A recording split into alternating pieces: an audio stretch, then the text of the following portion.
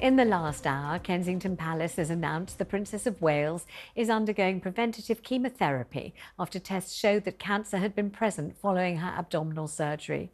talkTV's royal editor Sarah Hewson has rushed back to the studio to join me. I mean, this has been a long, arduous journey for you and obviously has come as a considerable shock to all of us. Even seasoned royal correspondents haven't known that this news was imminent. We knew that the Princess of Wales was very ill and had undergone major surgery. We had hoped that that was the end of it and that she was recovering and we would be seeing her back to full health as soon as possible. Today we had this very moving, very courageous statement from Kate herself, sitting on a bench in the garden, telling the world just what has been going on behind closed doors at Adelaide Cottage over the course of the past few months, and just how tough it has been for her and William to deal with this news. But also, what I found particularly heartbreaking in the statement is the decision to share that with their children, yes, how they've gone about that, to try and protect their children for as long as possible. And then to share this news with the world tonight. And the reason that has come tonight is because the children are no longer at school. They're away for the holidays and they can wrap them up in a bubble and protect them. And only they can give them the information and answer the questions that the children are going to have about this.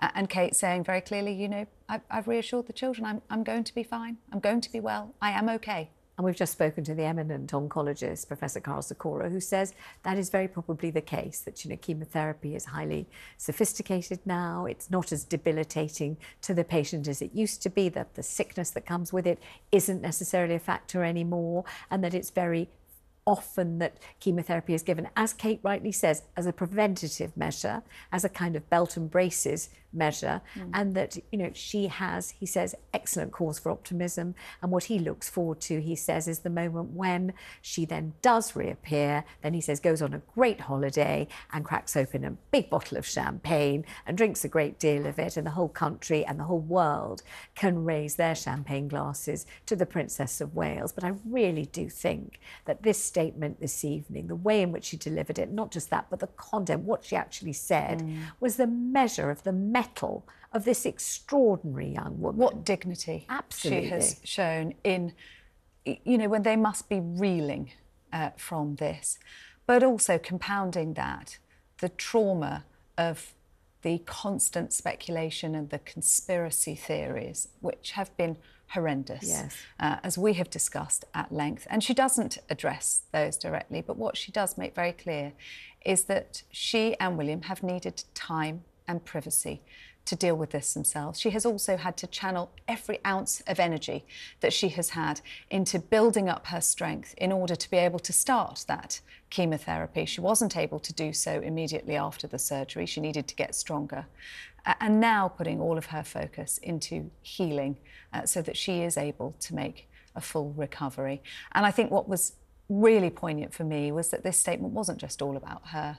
She addressed everybody else who is going through something similar and said, you are not alone. Quite. I mean, she really did reach out in this really magnificent way and kind of enfold all those people, and it's so many households, isn't it, who have encountered a cancer diagnosis somewhere along the way, individuals who've been through it, the families who supported them and worried about them and cared about them, the people who are worrying about it this evening. There'll be people who had a diagnosis of cancer today, and when they watch her and hear her and they hear her reach out to them and say you are not alone and have faith and you will be fine and I will be fine, it is an enormously important, supportive blanket, a kind of life raft around people. And a selfless message as well, isn't it? Tremendously moving, an incredibly affecting message.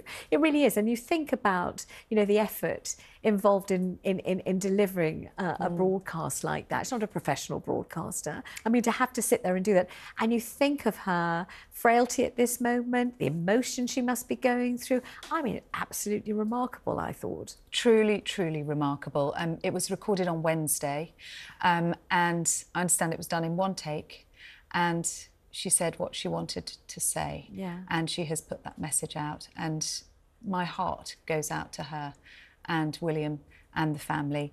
And all of those questions that are being asked now, you know, we now know yes, exactly what they have been going through. In fact, we can't imagine quite what they have been going through. But the news that they received that cancer diagnosis on the day that Prince William pulled out of his godfather's memorial service for personal reasons, I think everybody will now understand yes, exactly why that was entirely the right thing and to also do. why they might have had the good manners and sensitivity not to speculate about it, but just to step back and think he will have had exceedingly good reasons to have departed from the order of service and not to have been present to honour the memory of his beloved godfather, you know, just to have some kind of sense of decorum and what is appropriate to say and what isn't appropriate to say. And, you know, people might think things. It doesn't mean they have to express them. It doesn't mean they have to commit them to social media. It doesn't mean they have to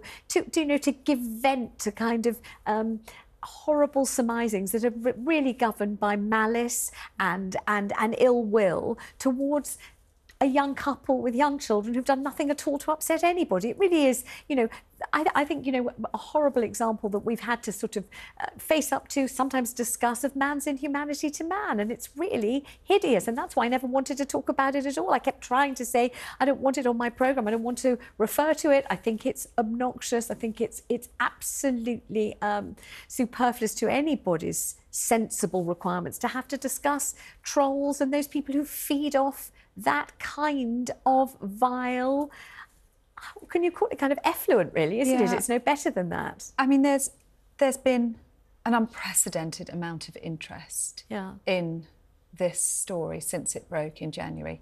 And a lot of it has been well-meaning and comes out of concern because the Princess of Wales is incredibly well-loved in this country and around the world. And people were very shocked. They wanted to know that she was okay. But there was a section that became louder and louder and louder that was speculating in the most horrific ways, ways that are incomprehensible, really, some of the things that we have seen on social media. And it got totally and utterly out of control. And I don't think this statement was made today because of that, although, you know, it has to end the speculation now. It wasn't made today because of that.